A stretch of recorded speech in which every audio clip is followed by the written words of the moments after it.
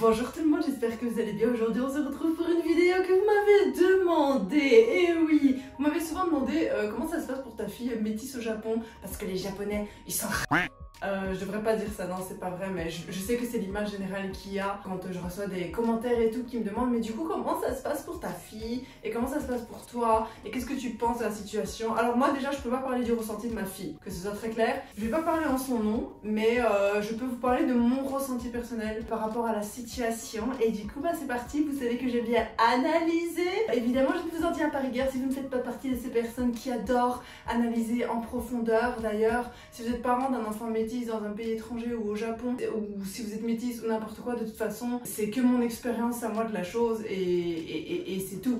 Donc c'est pas parce que moi je pense comme ça que vous devez penser comme ça de toute façon, ok? C'est parti mon kéké. Mais avant de continuer cette petite vidéo, j'aimerais vous présenter les partenaires du jour. Ce sont les culottes menstruelles Ivenco. En fait ce sont des culottes qui peuvent remplacer les serviettes hygiéniques complètement et moi j'adore parce que je ne supporte pas les serviettes hygiéniques. Vous savez que moi j'ai des serviettes hygiéniques en tissu parce que je n'aime pas les serviettes hygiéniques en papier et du coup bah ça c'est vachement cool parce que du coup bah ça remplace complètement la serviette hygiénique en tant que produit à part entière et c'est des culottes. En plus elles sont trop confort. Évidemment du coup elles remplacent également les tampons, restons logiques, et du coup pas de fuite et pas d'odeur pendant 12 heures. Et en plus elle est lavable en machine. Et elle vous attaque, faites attention. En plus Iveco est une marque française éthique qui travaille exclusivement avec du coton bio. On est content. Est-ce que vous vous souvenez de cette vidéo que j'avais faite sur les règles au Japon qui a été le premier gros buzz de ma chaîne? Et bien dans cette vidéo je découvrais les culottes menstruelles et sincèrement moi je pense que c'est un super concept pour les gens qui n'ont pas des pertes trop abondantes non plus. Je pense personnellement que c'est un énorme avantage parce que si t'as pas énormément de pertes pendant la journée et qu'en plus ça garde les odeurs, ça t'évite pas mal de passages aux toilettes et pas mal de changements de bandes hygiéniques, de machin. C'est une économie folle d'argent, c'est une économie folle d'énergie et de temps et pour moi ça c'est un avantage vraiment pas négligeable parce que on sait que c'est pas normal combien de fois on doit aller aux toilettes parce que notre tampon il est plein. Je porte pas de tampon mais je vois, moi j'ai les bandes hygiéniques lavables et tout et les culottes menstruelles maintenant, mais vraiment le gain de temps et le fait que ce soit lavable en machine et que tu dois pas aller les acheter en magasin et prévoir et tout, tu mets juste ta culotte un jour où les jours où tu te dis tiens mes règles elles peuvent arriver, c'est pas un truc en plus dans la culotte, c'est ça que je veux dire. Elles sont hyper confortables, dans une espèce de coussin comme ça. En plus ça fonctionne super bien avec les règles abondantes, notamment on a le shorty et le boxer.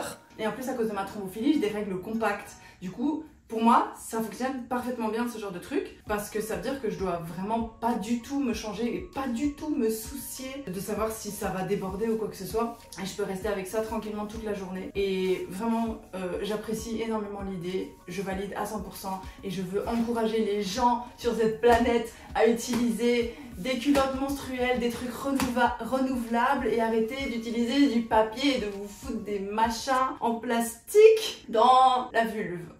Vraiment c'est pour vous que je dis ça, c'est pas... Moi ça m'a changé la vie de commencer à utiliser des trucs renouvelables et de complètement lâcher les serviettes en papier, ça m'a sauvé la vie même au niveau de l'hygiène en bas. On dirait pas comme ça mais je vous promets que c'est vachement mieux. Et ces culottes là, merci à Ivenco de me les avoir envoyées, en plus elles sont super sexy. Parce que ça c'est vrai que moi du coup en parallèle j'utilise des serviettes lavables mais c'est pas sexy du tout. Et le problème des serviettes lavables que moi j'ai, c'est que du coup elles sont à peu près du même gabarit que ça, c'est-à-dire assez grand parce que tu vois en fait que ça va de là à là, donc limite tu peux dormir avec. Mais en fait le problème que j'ai avec moi les serviettes menstruelles que j'ai, c'est que bah du coup elles sont vachement lourdes dans la culotte et que parfois elles tombent et elles se retournent et c'est un peu crade ce que je suis en train de vous raconter mais c'est une vraie réalité et ça du coup c'est un problème que vous évitez complètement avec les culottes menstruelles. Du coup je valide à fond le confort que ça peut apporter aux gens. Bref s'il vous plaît, je dis ça pour vous, je dis même pas ça pour moi, je dis même pas ça pour la promo, s'il vous plaît. Si vous avez l'occasion d'essayer les trucs renouvelables pour vos règles, s'il vous plaît faites-le parce qu'il y a vraiment trop de choses dans les produits en papier qu'on vous vend en magasin. En plus en ce moment c'est les soldes chez Ivenco, moins 50% et sur tout le site. Et avec mon code promo Zoé, il y a 10 € offerts sur votre commande. Donc on retourne au thème principal de cette vidéo maintenant qu'on a bien parlé des règles. Je vais commencer par dire qu'il faut la mise en contexte. La mise en contexte étant que je suis la maman étrangère t'as compris, au Japon. Je pense que, sincèrement, je suis désolée, mais je pense que c'est complètement différent quand c'est le papa qui est étranger ou quand c'est la maman qui est étranger. Même au niveau génétique. C'est peut-être très bizarre ce que je suis en train de dire, mais j'ai l'impression que la génétique, ça joue énormément dans le fait que le papa, il est étranger ou que le papa, enfin étranger par rapport aux japonais, hein, parce que on est tous étrangers, hein, quelque part, hein, même les japonais, hein, un japonais en Belgique, c'est un étranger. J'avais trop les pendules dans les culs. Mais du coup, effectivement, j'ai l'impression qu'au niveau de la génétique, ça change quand même beaucoup. Je sais pas, peut-être que c'est complètement faux. S'il y a des gens qui sont en biologie ou qui s'y connaissent un peu, mais c'est juste une observation très personnelle, j'ai l'impression que les enfants prennent souvent la génétique générale du papa. Et à ce qui paraît, il y a un mythe comme quoi ce serait vrai. Et du coup, la maman, elle est un peu... Ça arrive que les enfants soient des portraits crachés de leur maman. Mais c'est vrai que Momo, elle est sortie et il n'y avait pas de doute, Mochi était le père. Même encore aujourd'hui, tu peux pas.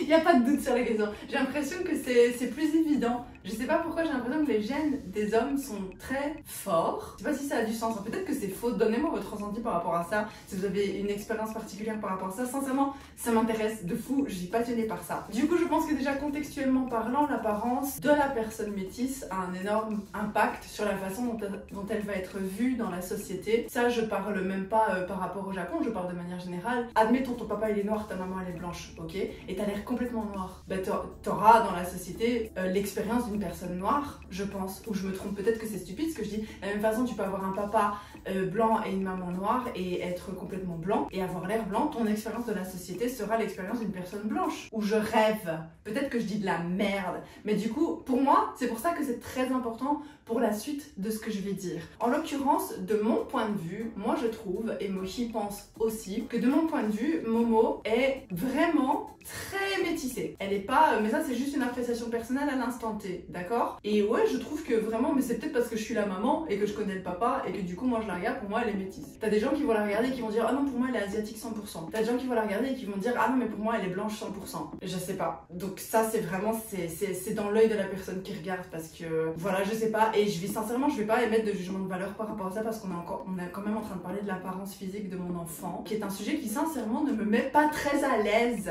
d'accord? Donc on va pas s'attarder là-dessus, ok? Parce que j'aime pas parler de ça et j'ai pas envie qu'elle tombe sur cette vidéo et qu'elle se dise tiens non, parce que déjà, pour rentrer dans le premier point, pour rentrer dans le vif du sujet, j'ai remarqué, tu vas me dire toutes les personnes métisses sont déjà au courant, oui ben pas moi, je suis pas métisse, hein, je pense que ça se voit. J'ai remarqué en fait que l'identité des personnes métisses est souvent remise en question, souvent remise en cause, souvent un sujet de conversation, c'est souvent intéressant, les gens sont très intéressés par les métissages. J'ai remarqué, c'est quelque chose qui m'a, personnellement, moi je me suis jamais intéressée au métissage, aux personnes métisses et tout, mais je comprends pourquoi on entend souvent parler, je vois, disons que j'arrive à visualiser pourquoi on entend souvent parler de la crise identitaire des personnes métisses. J'avais déjà vu ça, tu vois, t'entends souvent on est trop blanc pour faire partie de cette communauté, on est trop ça pour faire partie de l'autre communauté, donc on a le cul entre deux chaises quoi. Et bah j'en sais rien, c'est pas mon expérience, mais je comprends parce que dès le début, il y a eu beaucoup de conversations autour du fait que ma fille était métisse. Parce que déjà, dans l'œil de beaucoup de gens, elle est 100% asiatique. Je sais pas pourquoi, parce que pour moi, enfin après c'est mon point de vue, c'est parce que moi je la connais, mais moi je la vois pas comme ça, mais bon bref. Et du coup, bah on m'a souvent demandé si elle était adoptée, parce qu'une petite fille asiatique avec une maman blanche, bah elle est adoptée. Voilà, et ça, sincèrement, je pense que ça joue énormément sur l'expérience de l'enfant, l'expérience de la vie de l'enfant et l'expérience de sa propre identité, d'entendre quelqu'un demander à sa maman si l'enfant là qui est présent est adopté, si je suis adoptée, je me mets à la place de ma fille et je me dis waouh, on est en train de demander si je suis adoptée, mais c'est quoi mon problème en fait? Pourquoi? C'est quoi le problème avec... Genre, c'est bizarre, et puis c'est pas un problème d'être adopté. Pourquoi c'est ce thème-là? C'est bizarre. Donc là, je pense que déjà, l'identité de la personne, elle est fort remise en perspective, et pas forcément dans la bonne perspective, et je pense que c'est un voyage, hein. C'est une aventure, à mon avis, à naviguer, et ce sera à l'aventure de Poipois, et je suis là pour l'accompagner là-dedans, mais c'est vrai que je pensais pas que c'était aussi fort. Ce genre de questionnement. Vous savez qu'aux États-Unis, bon, on va pas parler de la culture générale des Américains, surtout dans le sud des États-Unis, hein, j'habite en Alabama, donc bon voilà. On m'a souvent demandé, je parle en français à ma fille, d'accord? Je lui parle en français, on m'a souvent demandé comment est-ce que j'ai fait pour apprendre le langage de ma fille.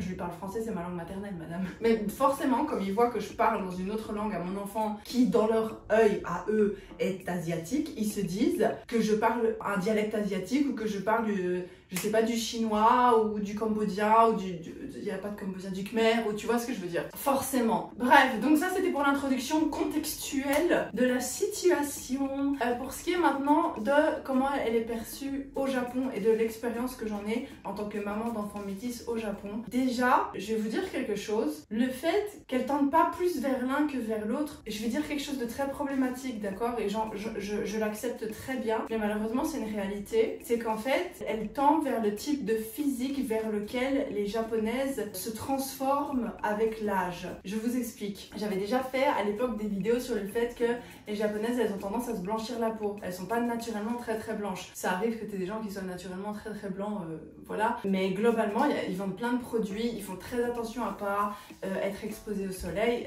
Pour eux, la blancheur, c'est quelque chose de très important. C'est une institution, en fait, d'être très blanc de peau, voire porcelaine. Genre le mur là, t'as des gens qui sont de cette couleur là ici. Et non, c'est pas nécessairement naturel. Et en fait, et surtout quand tu vois les enfants, tu te rends bien compte que c'est pas naturel. Et en fait, avec le temps, t'as des enfants qui sont très blancs, hein, attention, c'est pas ça que je veux dire. Il y a plein de couleurs de peau, il y a des enfants très foncés, des enfants très blancs, entre les deux, blabla. Mais en fait, dans le monde du cosmétique et dans ce qui est de l'esthétique et de la beauté, c'est vrai qu'elles ont tendance avec l'âge à se claircir la peau et à se faire la double paupière. Ce qui est une particularité que ma fille a, c'est qu'elle a la double paupière. Et en fait, je pense que ça, c'est quelque chose quand même de pas bien, ou j'ai pas vraiment de jugement de valeur sur ça, je vous explique juste les faits tels que je les perçois, ok? Et je sais que c'est très bizarre la façon dont j'en parle là maintenant, mais en fait, déjà, c'est un complexe qu'elle aura pas, je me dis. Et c'est une chirurgie qu'elle aura pas à faire. En plus du fait, je sais pas si vous savez, mais elles se font souvent opérer du nez pour avoir le nez plus long. Nous, on a tendance à vouloir avoir un nez plus petit. Eux, ils veulent avoir un nez plus long. Et elle a un nez quand même, enfin, je trouve qu'elle a quand même le nez un peu plus long, elle a pas le nez plat. Ça, c'est comme ça que les Japonais disent, hein, d'accord? C'est pas moi qui le dis. Elle a pas un nez plat. Donc ça, c'est aussi une chirurgie ou un complexe qu'elle devra pas avoir dans l'avenir. Et la couleur de peau également, c'est pas un complexe qu'elle aura dans l'avenir, je pense. Et en fait, ce que je veux dire aussi, c'est qu'avec le temps, les physiques vont s'uniformiser par rapport à elle. C'est affreux. Je sais que c'est affreux. Mais en fait, il y a une mode du paraître métis. Moi, personnellement, j'ai jamais rencontré quelqu'un qui voulait avoir l'air métis ou quoi. Mais sur les réseaux sociaux, vous savez comment fonctionnent les réseaux sociaux? TikTok existe au Japon. Quand tu scrolles sur TikTok, tu tombes sur des filles qui disent comment avoir l'air métisse, comment avoir l'air... Mais attention, métisse, ça aussi c'est encore une autre problématique, mais c'est métisse blanche japonaise. C'est pas autre chose. Comment avoir l'air métisse blanche japonaise. Donc agrandir les yeux ou mettre des lentilles de couleur brune mais un petit peu plus claire. Elle a aussi la couleur de cheveux dans laquelle, c'est trop bizarre ce que je suis en train de dire, elle a aussi la couleur de cheveux exactement dans laquelle les japonaises ont tendance à se teindre les cheveux. Et donc tout ça c'est des choses qu'elle aura jamais à faire en fait. Et je me dis bon, d'un côté, bon je sais que je perçois très bien la problématique là-dedans, mais de l'autre je me dis, bah finalement comme a priori, elles vont toutes essayer de en fait ressembler à quelque chose qui s'approche de près ou de loin de l'apparence physique de ma fille. Et finalement, je pense que ça va être assez peut-être valorisant pour elle quelque part, mais j'y reviens tout de suite. Je me dis juste qu'elle va pas autant sortir du lot que ce qu'elle sort pour le moment. Pour le moment, de mon point de vue, je trouve qu'elle sort énormément du lot. Tout le monde ne sera pas d'accord avec ça dans mon entourage ou quoi, mais moi en tout cas c'est la vision des choses que j'en ai. C'est que l'air de rien, bah, c'est quand même différent, elle est quand même différente physiquement. Donc je me dis, elle rentrera un peu plus dans le lot plus tard. Que ça lui plaise ou que ça lui plaise pas, on verra bien. Mais en tout cas, ça c'est, à mon avis, vraiment, ça c'est une réalité quand tu regardes toutes les japonaises à la télévision et tout. Elles ont toutes les cheveux de la couleur de Momo, elles ont toute la peau de la couleur de Momo, elles ont toutes le nez un petit peu allongé comme ça, par chirurgie ou naturellement, elles ont toutes la double paupière. C'est bon. Elles mettent des lentilles un peu éclaircissantes pour les yeux. Momo, elle a pas les yeux noirs, du coup, elle a aussi les yeux un petit peu plus clairs. Et ça va, tu vois,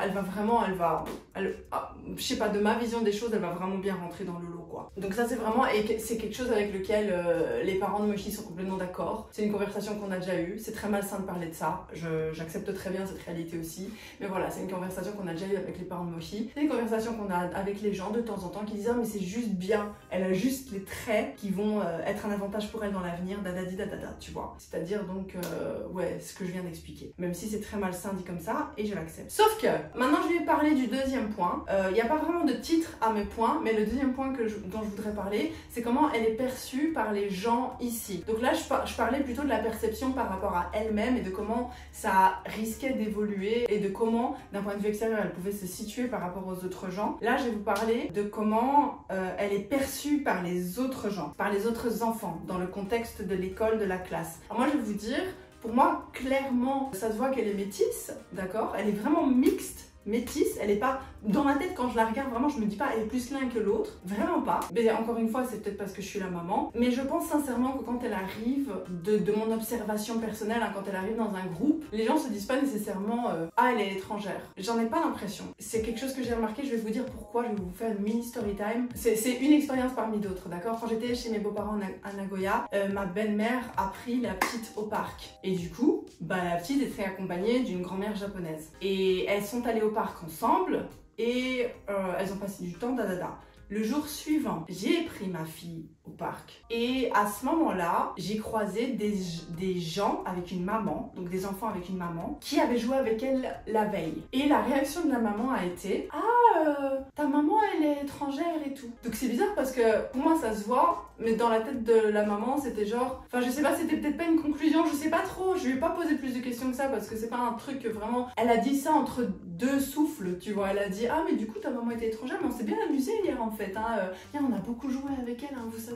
C'était plus comme ça que ça s'est dit, mais la réflexion est quand même là, tu vois. Donc je me dis, en fait, si je suis pas là, les gens vont pas directement la traiter comme une étrangère et partir du principe qu'elle est étrangère parce que finalement, et ça c'est une autre réalité, c'est que contrairement à l'idée reçue, les personnes japonaises, comme les Français, comme les, je sais pas, les Rwandais ou les Espagnols, ou tu vois, ils viennent sous toutes les couleurs et sous toutes les formes. L'air de rien, bon tu vas me dire, oui, mais du coup les Japonais ils sont asiatiques et les Français ils sont blancs, Oui, mais enfin, c'est pas vrai, les Français sont pas blancs du coup aujourd'hui, puisque si on parle de la nationalité, voilà, on va parler de l'origine ethnique des gens, d'accord? C'est vrai que les Japonais viennent sous toutes les formes et sous toutes les couleurs, tant qu'ils restent dans la trempe asiatique, dans l'imaginaire collectif des Japonais. Et en fait, c'est vrai, c'est trop bizarre ce que je suis en train de dire, mais c'est vrai que contrairement à ce que nous on croit, parce que en tout cas j'ai remarqué que beaucoup de gens sur internet croyaient ça, quand ils regardent des dramas, des trucs comme ça, ils voient des personnes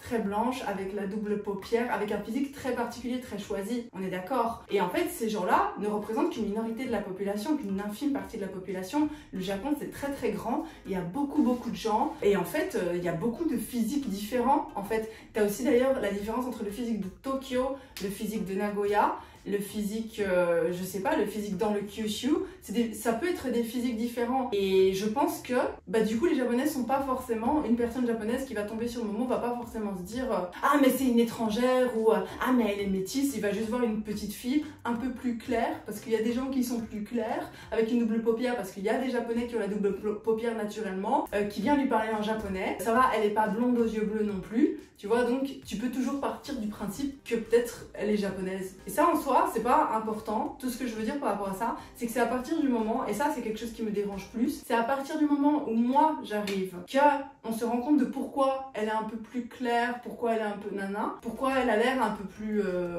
exotique on va dire. On s'en rend compte, et à partir du moment où on s'en rend compte, et c'est ça que j'aime pas, c'est le switch chez les gens. Le switch chez les gens qui me dérange vraiment au Japon en tant que maman d'une petite fille métisse, c'est gênant. Je vous promets, c'est gênant pour moi. Je n'en dis rien, je n'en fais rien, mais je suis vraiment gênée. C'est de commencer à lui parler en anglais, par exemple. Commencer à lui dire hello, tu vois, en anglais complètement pété, claqué au sol. Hein. On n'apprécie même pas l'effort puisque tu sais très bien qu'elle parle japonais. Enfin, qu'est-ce que t'as... Pourquoi tu pars du principe, moi je te dis que je suis belge, pourquoi tu pars du principe qu'elle parle forcément anglais? Ça n'a pas de sens non plus. C'est frustrant. T'es là genre, bon, elle parle anglais pour le coup, mais ça c'est une autre histoire. C'est un heureux hasard entre guillemets, mais ça c'est un peu frustrant. T'es là genre, pourquoi en un coup tu changes la façon de lui parler, ta façon de lui parler, parce que du coup tu me vois, tu m'as parlé en japonais à 2 secondes, et maintenant tu te retournes et tu dis hello, how are you? Et je sais pas, c'est juste bizarre, et j'aime pas en fait ce switch dans le traitement et dans le comportement et dans la façon après dont on lui parle et dont on réagit par rapport à elle. Et après ça va devenir un sujet de conversation dans la cour de récré, en mode, enfin dans la plaine de jeu, en mode oui, du coup elle est étrangère et tout, va lui dire bonjour en anglais. Je vous jure que c'est des conversations que j'ai déjà entendues, hein, c'est va lui dire bonjour en anglais, moi je suis là genre... Enfin, je sais pas, moi c'est quelque chose, personnellement, je comprends pas le switch dans la façon de traiter l'enfant. Et en fait, il y a beaucoup de gens qui vont dire, ouais, mais enfin, tu fais chier un peu. Ah ouais, je fais chier de fou. Je suis une emmerdeuse, vous avez toujours pas compris. Si vous êtes abonné à ma chaîne depuis longtemps, si vous suivez mon contenu depuis longtemps, vous savez que je suis une chieuse de première. Et je le sais et je l'accepte complètement. Et je ne jette absolument pas la pierre aux gens qui ne sont pas dérangés par ce genre de comportement ou qui le voient comme un avantage. Parce qu'en fait, la réalité, c'est que je pense que beaucoup de parents d'enfants étrangers au Japon, c'est un chiffre toujours ressorti de mon cul, beaucoup, ça veut tout dire et rien dire à la fois. J'ai l'image mentale qui est peut-être fausse, que beaucoup de parents pensent que le fait que leur enfant est métis est un avantage. Et ils apprécient et ils embrassent tout à fait le fait que leur enfant soit mis en avant ou traité différemment de par le fait qu'ils sont métis. Ok, moi je dis rien du tout par rapport à ça. J'ai pas d'avis. J'ai pas à avoir d'avis en fait. J'ai pas à émettre de jugement par rapport à la façon dont les parents perçoivent la façon dont leur enfant est traité. En fait, c'est eux qui savent, ça les regarde eux. Mais moi, oui, ça me dérange. Et je vais vous expliquer pourquoi par la suite. Déjà parce que je suis une emmerdeuse. Et en plus de ça, parce que je suis folle. Dans le sens où je pense que vous l'aurez compris que je suranalyse les situations. Déjà, je suis passionnée par les relations sociales, je suis passionnée par la culture japonaise, par les interactions japonaises, par la langue, partout. Moi, j'adore analyser les comportements humains, vous le savez très bien, je ne sais pas pourquoi. J'ai écrit un livre là-dessus d'ailleurs, donc j'ai écrit un livre entièrement sur ça. Juste avant de commencer, je voulais vous dire que j'ai écrit un livre et vu les retours hyper touchants et positifs auxquels je m'attendais absolument pas, je me suis dit qu'il fallait que je vous en parle. En bref, c'est l'histoire de Laure qui se retrouve propulsée dans un monde où la société ne s'est jamais développée et en plus elle a perdu ses gosses, donc bon. Elle doit vraiment apprendre à naviguer ce monde en oubliant quasi tout ce qu'elle connaît. Le but pour moi et celui du lecteur aussi est d'exposer l'impact de la société sur notre mode de pensée et de vie. Est-ce que ce qu'on juge normal est finalement si normal que ça? C'est à vous de le découvrir avec De Sable et de Sang de Mandarine Roxane, oui c'est moi, dispo en Kindle ou en papier à 15 € seulement sur Amazon. Lien dans la description. C'est pour vous dire à quel point je suis moi et on va accepter cette réalité-là, d'accord? On se pose et on m'écoute. Parce que vous avez quand même cliqué sur la vidéo, c'est quand même que mon avis vous intéresse au moins un petit peu, n'est-ce pas? Et moi, je vais vous expliquer une première chose. Je ne suis pas pour traiter les gens d'une façon différente en fonction de leur origine et en fonction de leur statut social ou je sais pas. Je suis pas pour ça. Pour moi, tout le monde doit être traité de la même façon et à la même échelle. Il y a plusieurs raisons à ça parce que pour moi, la façon dont tu es traité à l'instant T par rapport à une certaine origine ethnique ou un statut ou une capacité, tu risques d'être traité différemment dans un autre contexte. Je m'explique. Si vous voulez, on va faire très simple. Je vais planter une graine, là maintenant, avant d'enchaîner sur la suite de vidéo, je vais vous planter une petite graine. Vous avez déjà entendu parler du fait que par exemple, les femmes qui sont dans le monde de la musique et tout, elles ont souvent besoin de surperformer par rapport aux artistes masculins. Pas que les artistes masculins ne sont pas bons, pas que les artistes féminines ne soient pas bonnes. En fait, c'est tout simplement que tu vas avoir Ed Sheeran qui va venir avec sa... J'ai été voir Ed Sheeran en concert, donc je sais. T'as Ed Sheeran, il va venir avec sa petite guitare et il va chanter. Tu vas avoir à côté de ça des Lady Gaga, des Beyoncé qui vont venir et te taper un show de malade pour avoir à peu près le même type de reconnaissance qu'un Ed Sheeran ou le mec de Maroon 5, je sais plus comment il s'appelle, Adam Levine. Où les artistes masculins, en fait, ils ont souvent moins besoin de surperformer. Rien que par le fait qu'ils sont masculins, ils reçoivent plus de crédit. Et voilà, en fait, une femme ne peut pas, à moins d'avoir une voix de malade ou un truc comme ça, elle peut difficilement se permettre de juste venir et de pousser la chansonnette, tu vois. À moins d'être Whitney Houston. Tu vois ce que je veux dire? Je sais pas si ça a du sens. Peut-être que ça veut rien dire. Peut-être que ça veut rien dire, mais c'est la sensation que j'en ai. Prenez ça. Et en fait, moi, je pense que c'est pas une bonne chose dans la même façon. Ça, c'est la première graine. La deuxième graine que j'ai envie de planter, c'est par exemple moi. Moi, je suis assise là et en fait, j'ai entre guillemets le privilège de pouvoir me permettre de venir blablater, faire pendant 40 minutes sur un thème précis et de mettre la vidéo en ligne et de gagner de l'argent avec ça et de gagner des abonnés, de gagner de la notoriété juste en faisant ça. T'as des gens qui n'ont pas ce privilège-là. T'as des gens... Ça, c'est l'inverse, tu vois. Ça, c'est le principe, genre, les hommes sur YouTube. C'est très bizarre ce que je suis en train de dire, mais moi, j'ai l'impression qu'un homme sur YouTube qui rentre dans le truc hétérosexuel, machin, il peut moins facilement se permettre de venir juste s'asseoir avec un mauvais éclairage et faire sa petite vidéo comme ça. J'ai l'impression que plus souvent, il doit avoir un éclairage parfait et tout pour être plus crédible, alors qu'une femme peut juste venir et raconter... Peut-être que je dis de la merde, c'est mon analyse personnelle de la situation, d'accord? Je peux juste venir et vous raconter un truc truc et je vais quand même faire mes petites vues, faire mon truc et voilà. Ça renforce la médiocrité. Ici c'est pas grave parce que j'ai pas envie de faire plus que ce que je fais pour le moment, tu vois, je sais faire plus mais j'ai pas envie, donc voilà. Mais ça renforce la médiocrité de la même façon que donc ça, ces deux trucs là déjà, ces deux exemples. Le troisième exemple, c'est pour rejoindre le thème de la vidéo, les étrangers au Japon. Je vais vous expliquer. Comme faire la vidéo précédente sur le malaise et les étrangers au Japon, le malaise social, tout ça, c'est qu'en fait, les étrangers sont confortés dans leur statut d'étranger, même sans s'en rendre compte, parce que les Japonais vont leur dire « Oh, tu parles trop bien japonais, oh mais toi t'es comme un japonais, mais toi c'est trop bien, t'es trop beau et tout ». Et en fait, ils vont pas aller vers un mieux. Les étrangers vont s'en conforter dans leur médiocrité. Ça c'est quelque chose que j'ai beaucoup remarqué, malheureusement. Ça c'est une réalité que j'ai remarqué par contre. Je l'ai vu, de mes yeux vus, et je l'ai expérimenté moi-même, puisque moi-même, au début, quand je suis arrivée au Japon, quand on me disait « Mais tu parles trop bien japonais, mais t'es trop belle et tout », je me suis confortée dans cette médiocrité, et c'est là que tu arrêtes de progresser en fait. C'est que tu te confortes dans ton statut d'étranger, sans t'en rendre compte, tu te dis « Moi je suis trop japonais, oui mais moi je parle trop bien, mais moi je suis trop intégrée, nana ». Et en fait, tu fais même plus l'effort de t'intégrer parce qu'on t'a déjà dit, alors que t'es là. Tu pourrais aller là,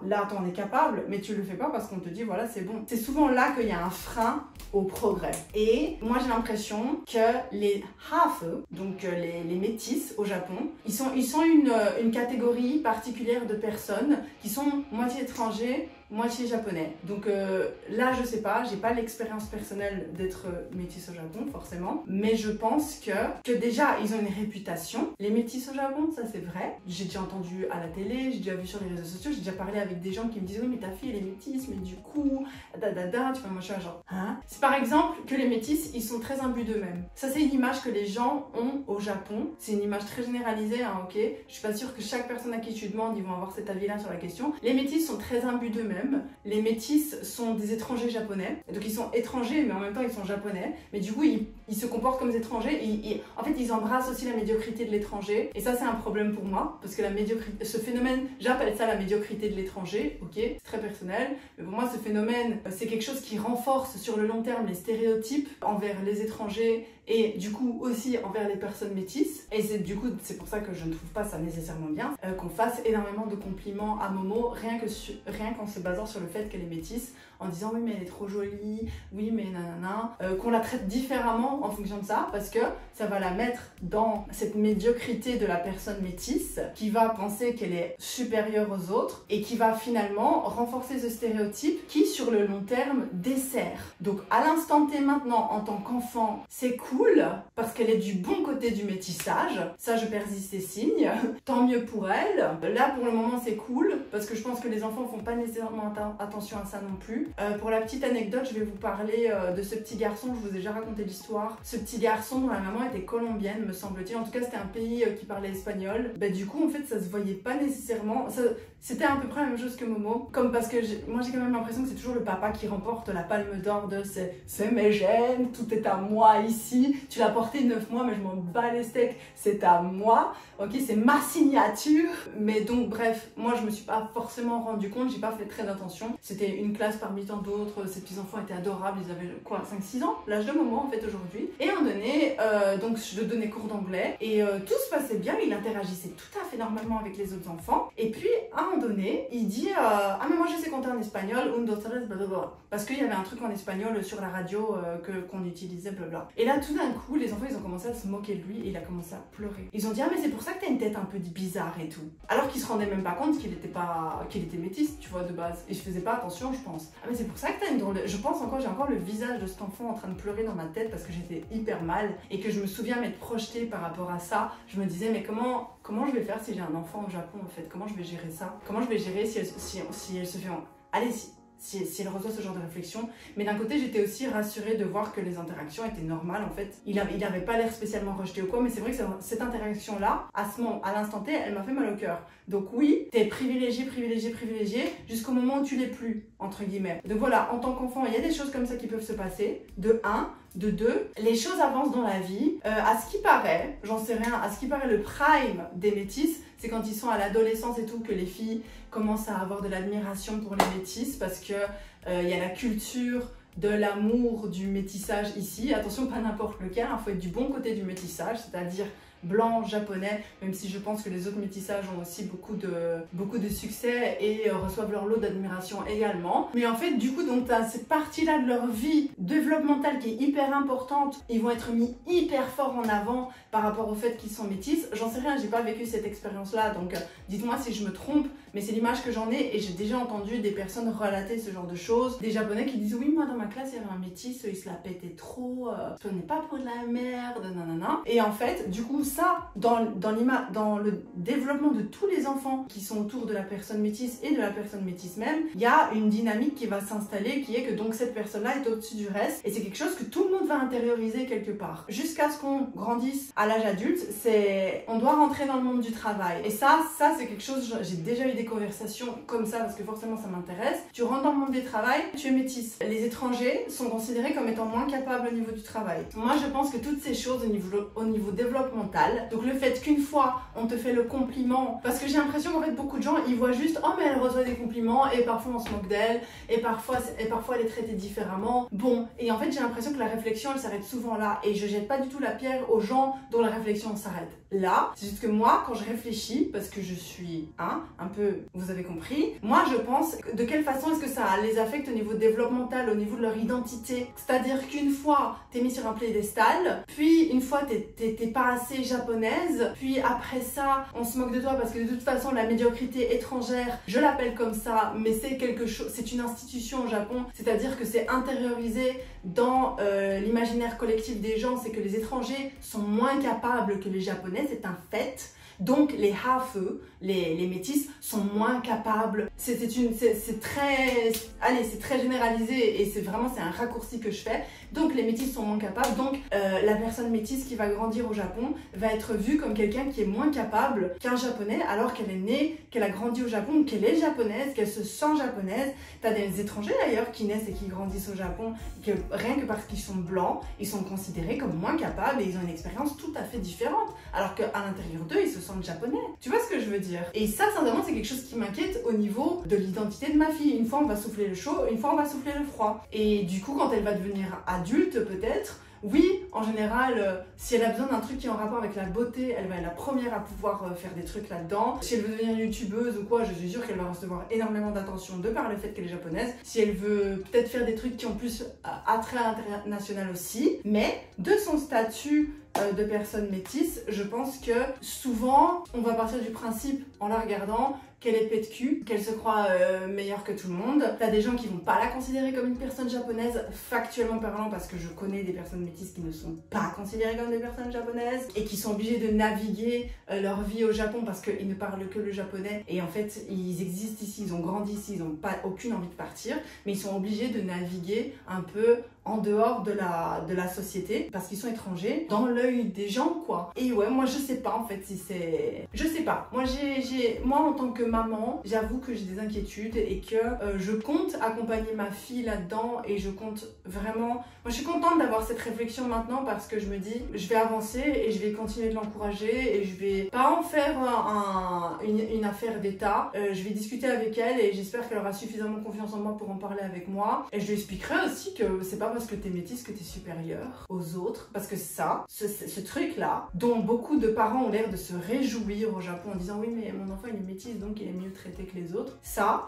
participe à la stigmatisation des adultes métisses, pour moi. Donc c'est-à-dire que l'enfant, il va grandir en pensant qu'il est supérieur au reste, mais puis après il va se retrouver face à un mur, parce que oui, il va peut-être avoir des facilités s'il veut devenir mannequin ou quoi, ça c'est sûr. Il y a beaucoup de gaynojin, donc de personnes qui sont dans le monde artistique, tout ça, qui sont des modèles photos, qui veulent même pousser la chansonnette, qui veulent devenir présentateurs télé parce qu'on adore les voir à la télévision, hein, de la même façon qu'on adore voir les étrangers à la télévision et tout, mais il faut pas qu'ils viennent trop, tu vois, il faut pas qu'ils soient trop là, il faut pas qu'ils prennent trop de place non plus, tu vois ce que je veux dire. Donc moi j'ai l'impression que, ouais, que de laisser en fait l'enfant s'imaginer qu'il est supérieur et d'être content de ça, d'être satisfait de ça, pour moi c'est pas une bonne chose. Je pense, non seulement parce que ça renforce la médiocrité de l'étranger à travers le profil de personne mixte. En plus de ça, ça la coupe de son identité japonaise. Donc ça met en exergue l'idée selon laquelle elle est différente, donc elle n'est pas japonaise, hein, parce que quand on te dit ouais elle est métisse, elle est trop belle et tout, on te dit en fait elle est pas japonaise. Et attention, là c'est un sujet très important que j'ai noté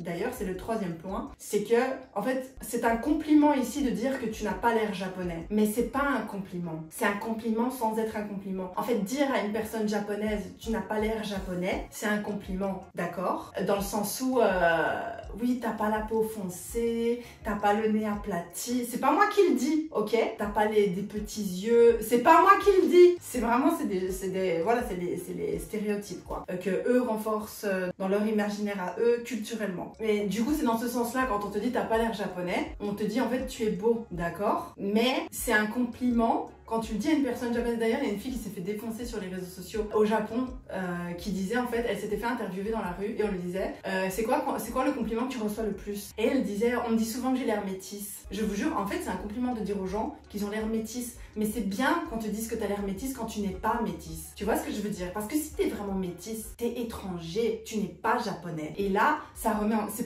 pas quelque chose de négatif en tant que tel, c'est pas genre ah t'as l'air métisse, tu es moche, c'est pas du tout ça. Je dis juste qu'à partir du moment où on met en avant le fait que tu as l'air métisse et que tu es vraiment métisse, on met en avant le fait que tu n'es pas japonais. Et en mettant en avant le fait que tu n'es pas japonais, on remet en question toute ton identité culturelle. C'est ça que je veux dire, c'est là que je veux en venir. Et en remettant en question toute ton identité culturelle, on te pousse aussi dans les stéréotypes et dans l'amalgame des personnes métisses. Tu as l'air métisse, en plus tu es métisse, alors tu vas là-bas, tu vois, on te met dans la case. Alors qu'on pourrait juste rien te dire. Tu vois ce que on pourrait juste rien te dire et rien en faire. Et ça renforce aussi le fait que c'est le même principe que quand tu es étranger au Japon, que tu essaies de parler japonais et qu'on te dit oh vous parlez bien japonais, ça te remet face au fait que tu n'es pas japonais et que dans la tête de la personne, dans l'œil de la personne qui te regarde, tu n'es pas japonais. De la même façon quand on te dit mais toi t'es comme un japonais, toi t'es japonais dans ta tête, bah ça met en avant le fait que t'es pas japonais. Parce que si t'as besoin de le dire, ça veut bien dire que toi tu ne me vois pas comme une personne japonaise, tu ne m'associes pas à vous. Ça a du sens ou pas ce que je dis? Moi j'ai l'impression que je le vois comme ça, tu vois, c'est un peu le truc qu'on voit sans le voir. C'est le même principe de dire oh franchement j'aimerais trop pouvoir m'assumer comme tu fais, t'es trop belle. Oui mais enfin tu dis que je suis trop belle, mais d'un autre côté tu dis que je m'assume, mais rien que dans le mot je m'assume et dans le fait que toi t'aimerais trop mais que t'oserais pas, ça veut dire que si tu ressemblais à moi, tu te trouverais moche et t'oserais pas en fait toi te mettre en avant. Vous voyez ce que... Eh ben c'est la même chose. Oh mais tu parles bien japonais hein. Ah mais tu penses comme un japonais hein. Mais ça se voit que... Enfin ah oui. Et du coup le compliment des personnes métisses, le compliment que j'ai remarqué qu'on faisait beaucoup à ma fille en tant que personne métisse, c'est elle a pas du tout l'air japonaise hein. Ça c'est le truc, je m'en fous qu'elle ait l'air japonaise ou pas, c'est pas la question, mais c'est horrible de dire ça. Est-ce que les gens se rendent compte à quel point c'est horrible? Moi j'ai pas envie quand je rentre en Belgique, les gens disent oh, elle a pas l'air blanche hein. Mais elle a pas à avoir l'air quoi que ce soit, c'est pas un truc que tu dis en fait. Ne dites pas ça. Les gens disent ça en Belgique aussi, hein. Ouais elle est complètement asiatique hein ta fille. Mais non, elle l'est pas. Elle ne l'est pas, factuellement parlant. T'as pas à donner ton avis en fait sur ça. Parce qu'en fait en disant ça, tu rejettes une partie de son identité. Ça c'est quelque chose qui me frustre. Faut pas rejeter l'identité des gens comme ça. Moi ça par exemple c'est vraiment une réflexion qui m'emmerde. Les trucs, de la même façon que tu peux mal le prendre si t'es, par exemple si tu dis aux gens voilà je suis coréenne ou voilà je suis sénégalaise ou quoi que ce soit, les gens te disent t'as pas l'air hein. Vous vous rendez compte? Enfin je pense que vous devez vous rendre compte en fait que ça rejette une partie de votre identité en fait quand on vous dit ça. Ça remet en question votre identité profonde. Est-ce que vous... Enfin, je sais pas, moi, je suis vraiment pas pour ça. Et c'est vraiment pas un compliment. Et peut-être que ça se comprend comme un compliment dans un premier temps par les personnes qui reçoivent le compliment. Moi, j'ai vraiment l'impression que Momo, elle s'en fout de ce genre de compliment. Mais pour moi, c'est un compliment affreux. De dire, mais t'as pas l'air japonaise, hein. Et je suis sûre qu'ils se disent dans leur tête qu'ils font un méga compliment. Je suis sûre que dans leur tête, parce que quand tu dis à un japonais, mais t'as pas du tout l'air japonais, oh, t'as l'air métisse, quoi. C'est un méga compliment si tu es japonais. Tu vois, entre eux, si tu es japonais, c'est un méga compliment de dire ça. C'est ça un peu, c'est la dissonance cognitive entre les deux, en fait, qui est très gênante, je trouve. Mais ils le font pas exprès. Eux, ils le disent vraiment en pensant qu'ils font un compliment. Alors qu'en fait, ils sont en train de rejeter toute l'identité d'une personne. personne quoi. Et du coup ce que je voulais dire aussi par rapport au fait d'être du bon côté du métissage, c'est pas bien du tout, hein. L'appellation est vraiment horrible, hein, je suis tout à fait d'accord. Mais le problème c'est que je vous parle là du coup d'expérience personnelle, et je pense que c'est une expérience que Momo malheureusement à un donné ou à un autre sera confrontée à ça, à ce genre de discours. C'est que je vous jure sur ma vie, d'accord, je me suis retrouvée assise à table avec ma belle-mère et des amis de la famille et tout, qui disent parce que faut savoir que ma belle-mère et tout, ils étaient pas hyper contents que je sois pas japonaise, d'accord, et en fait ce qui s'est passé c'est que c'est déjà arrivé que j'entende oui mais au moins elle est pas autre chose, tu vois, au moins elle est blanche. Je vous jure que j'ai déjà entendu ça. Et on m'a déjà dit que ce sera pas facile, des japonais hein, qui me disent, des vieilles après, bon voilà, qui me disent oui ok, elle est métisse, ça va pas être facile hein, qu'elle soit métisse et tout, mais au moins elle est claire.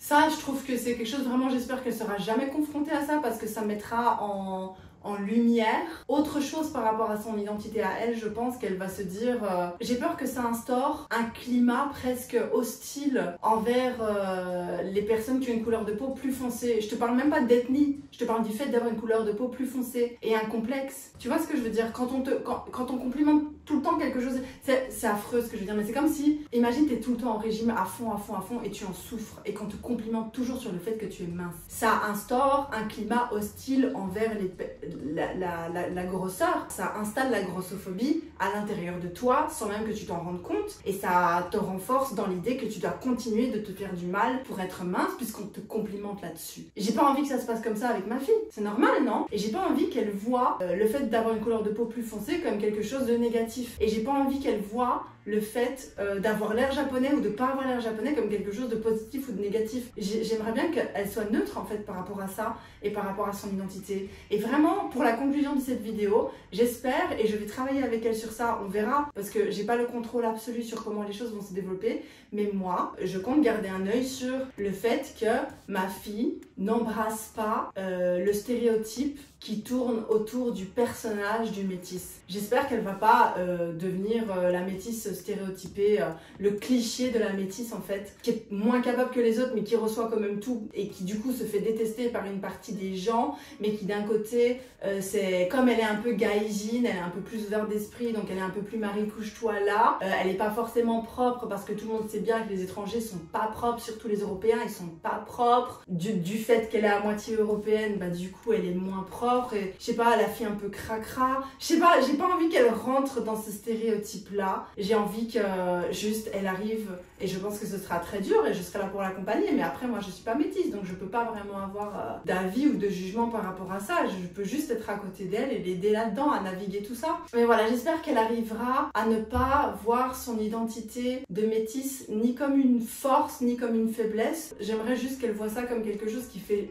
sincèrement partie d'elle, de la même façon que t'as des gens, ils ont le fait que t'as des yeux, le fait que t'as un nez, le fait que t'as une bouche, le fait que t'as un cœur qui bat, voilà, ça fait partie de toi, ça fait partie de ton identité, et ton identité c'est ça, et ça doit pas être autre chose, et y a rien de mal là-dedans, tu vois, y a rien de mal à avoir un nez, y a rien de mal à avoir une bouche, tout simplement, y a rien de bien ou de mal, et y a pas de plus ou de moins, et je veux juste pas qu'elle rentre dans la médiocrité du gaijin, et je veux qu'elle fasse les choses juste bien, et qu'elle se rende compte que les gens sont cons, quoi, malheureusement, peu importe le pays, quoi. Voilà, et donc une autre conclusion que j'ai déjà dite du coup dans la vidéo somme toute serait juste de dire oui, c'est chouette d'être privilégié, mais est-ce que ça renforce pas la crise identitaire que les métis vivent au Japon depuis des années? Et en fait, cette différence de traitement, autant dans la petite enfance peut être un avantage, est-ce que ça reste un avantage dans la longévité dans le monde adulte? Voilà, et comment tu te développes par rapport à ça quand tu as toujours été traité différemment?